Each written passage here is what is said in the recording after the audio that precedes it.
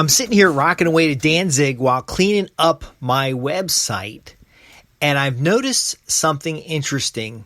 Hi, I'm Justin Hitt from Ad Briefing's Copywriting Tips. Sometimes you're going to work with a client who has websites that actually get near zero traffic. My website, Inside Strategic Relations, has about 14 published articles. It has 599 articles in draft, 88 pending review. It's got a lot of backlog in here because I actually took down all the content because I was getting basically zero traffic. Now, when I look at the dashboard here at the Insights, this particular newsletter website is getting about 133 page views per, and this is actually, this is sessions. So 133 sessions per 30 days. It's pretty bad. Now, sessions is different from page views. Page views is how many times a page loaded. Sessions is the actual visitor going through a site. How many visitors? You want visitors. You want to measure visitors. I'm looking at sessions and I see 129 sessions, 133 page views. Those numbers are so close that it's telling me pretty much nobody's staying on the website. Now, how could this happen? How could I get near zero traffic from search engines, from visitors, from social media, from other sources? Well, we have to objectively look at a site. Now, as a site owner, I've got 5 sites or so, and they're all real low traffic. Now, at one time, they used to be 500 to 600 unique visitors a day. They used to have visitors stay on the site for 10 to 15 pages. Not on average. The average was only like 4 or 5 pages, but the good visitors, the good quality folks that I could drill down on, were staying about 10 pages. Those people were more likely to raise their hand and join a mailing list. They're more likely to buy a product. Bounce rate was about 50%. It was kind of hit or miss whether somebody stayed. And the session time, instead of seconds, was 3 to 4 minutes. Now, here's the challenge. What has changed since lots of traffic and no traffic? Well, first off, I had all 600 articles on this particular site were actually published articles. There was a different domain, and there was 600 or 700 published articles. I got consistent, irregular traffic to a point. When I stopped updating the site, the traffic decreased. When I tried to migrate the site between servers and actually accidentally had 2 of the same website on 2 different domains, traffic went down. There was like this ratcheting effect of traffic going down. That wasn't just one factor. And so my point being is that when you're working with a client to increase the traffic to their website, it isn't going to be just one factor that improves it. It isn't going to be just SEO. It isn't going to be just paid advertising. It isn't going to be a lot of things. It's going to be a big, long, giant list, and you've got to then prioritize that list to focus on the things that are most likely to bring leads and revenue to the website. Because traffic doesn't mean anything. The traffic on my website doesn't say anything about how many customers I get by direct mail. It doesn't say anything about how many people are calling on the telephone. It doesn't say anything except how many unique visitors have visited a website. You're probably listening to this on Ad Briefings, and you might be on the actual website itself, which congratulations, you've made it. Ad Briefings has 794 articles total, 213 pending, 420 in draft, and 161 published. With 161 published articles, it gets, in the form of sessions, 134 sessions a month. See, that's pretty bad. That's pretty bad. So more content doesn't mean more visitors. Now, what we can do almost instantly to increase the number of visitors, increase the number of leads, increase the number of sales, is to drive these visitors to a landing page. And now if you're using an off-site tool for your landing page, you might not even get any of that traffic, by the way. It might all be recorded in your Google AdWords or your Facebook related paid advertising. But ultimately, what we've got here is what numbers can you use to know whether your marketing is working.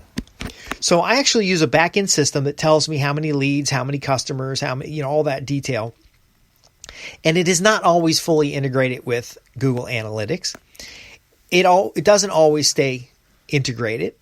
Now that I'm shifting from a consultancy and to a paid kind of membership site. I can publish more articles because people would appreciate that. But people are actually interested in audio and video now more than they're interested in reading long-form text. Now, that doesn't mean that the customer who reads long-form text is a bad customer. They're actually much better customers, but I need to make the site more interesting. Dan Kennedy says the main sin in marketing is to not be interesting. One of the factors I found that's impacted our traffic is also the level in which articles are written in. Now the internet has more than 90% of its visitors are not in the United States. 90% of its visitors are maybe English is not their first language. Monetary wise, my prices have gone up over the years, so that starts excluding these foreign markets. And then also there's been a flood of other content put out on the internet in general that has diluted the value of my content. There's aging factors. There are many more. In fact, I wrote a program, and I've been refreshing it over the years, which is basically a toolkit for remodeling websites. So if you're in the business of remodeling websites as part of your marketing services, you may want to ask about this toolkit, which we've used several times to remodel a website. Here's what's important. There's so many different factors to getting traffic to a website, getting leads from a website, getting sales from a website, that if you don't have maybe the cafeteria list so that you can prioritize and choose items, you could end up just working on a site and making it worse. I already described when I migrated a website and I actually didn't properly migrate. It ended up with a copy of the website on a different domain.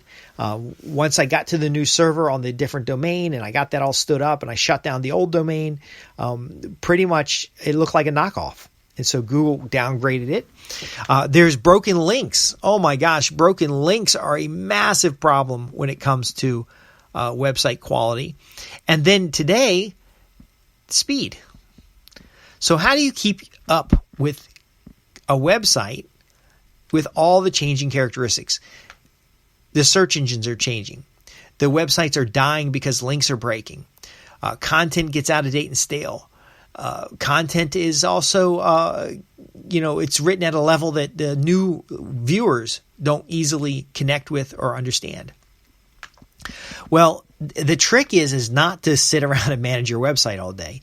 The trick is to have lead sources and lead sources that are measured to know which ones produce sales and which ones don't.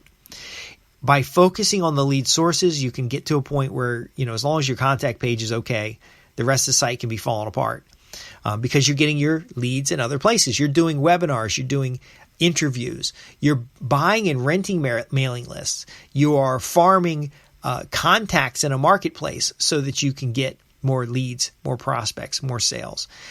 You're adding several different ways to feed that sales funnel rather than just a single website, because things do change. Algorithms change. Tools and software changes. I had a website that went down for like 3 days and we just could not get that website up and running. All of the sites that we manage are pretty much WordPress sites. They all have similar plugins. They all have the same CRM backend.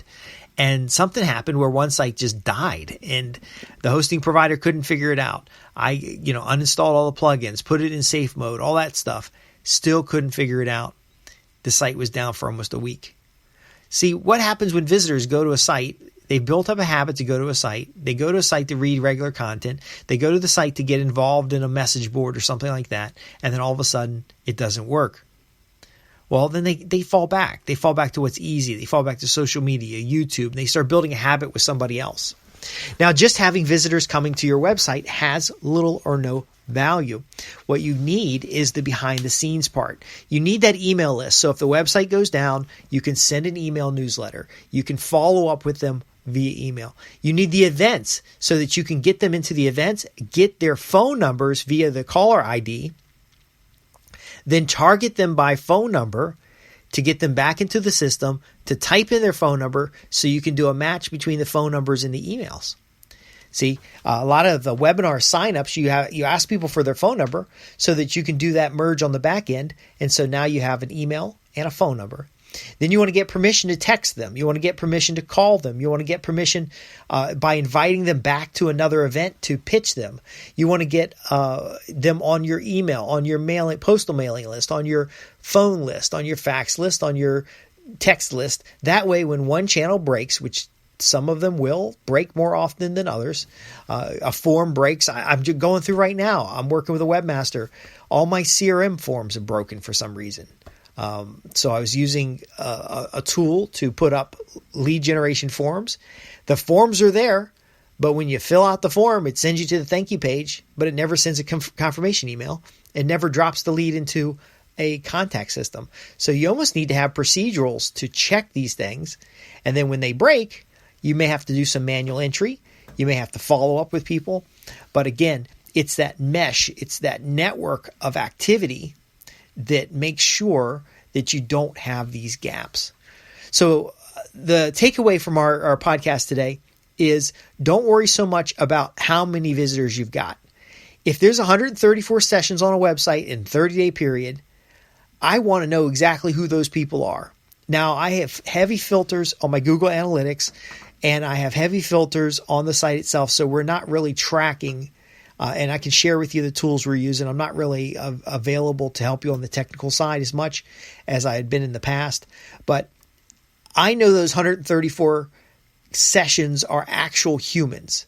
Now, I don't know how many that repeat without going into the analytics detail. But the key of it is that we filter out the bots, we filter out the search engines, we filter out a lot of stuff. I know there are people landing on my website and then bouncing off. So Ad Briefings has an 89% bounce rate. Well, what can we do to make the site more sticky, more interesting, more and to keep them a little bit longer? I'd like everyone to stay on the site for at least 3 minutes. An article of 1,500 words or an article 800 words with graphics or something else in it is going to take about a minute and a half to get through. So somebody's going to sit down and they're going to read cover to cover about a minute and a half.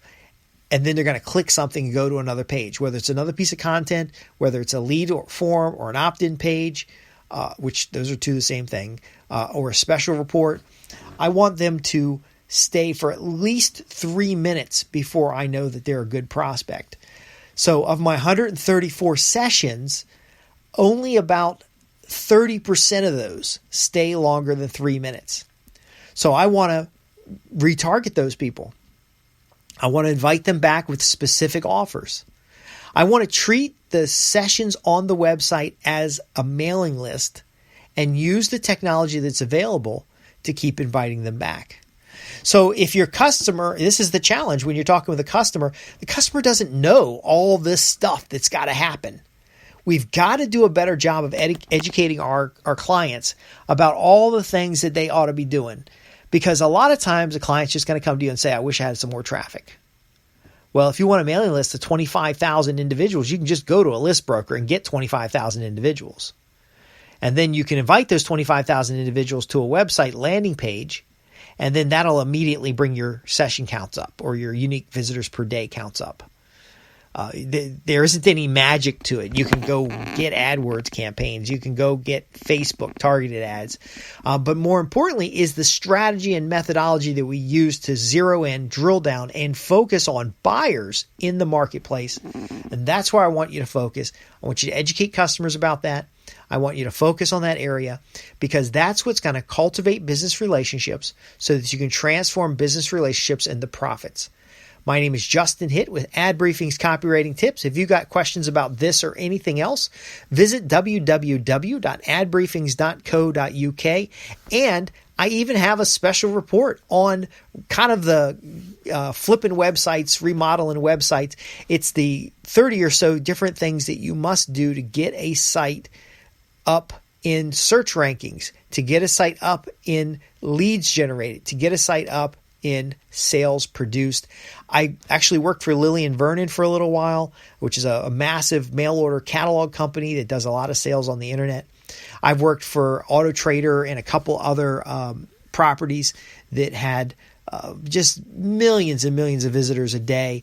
And we were able to test concepts. I was on the technical side. We were able to test concepts and look at how we're load balancing and how we're doing different things to get that customer on a list to get that customer engaged in a transaction so that we can generate revenue and solve problems for those customers.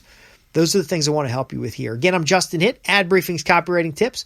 You're always welcome to send in your questions. I'm here to help copywriters, marketers, and business development professionals transform business relationships into profits guaranteed.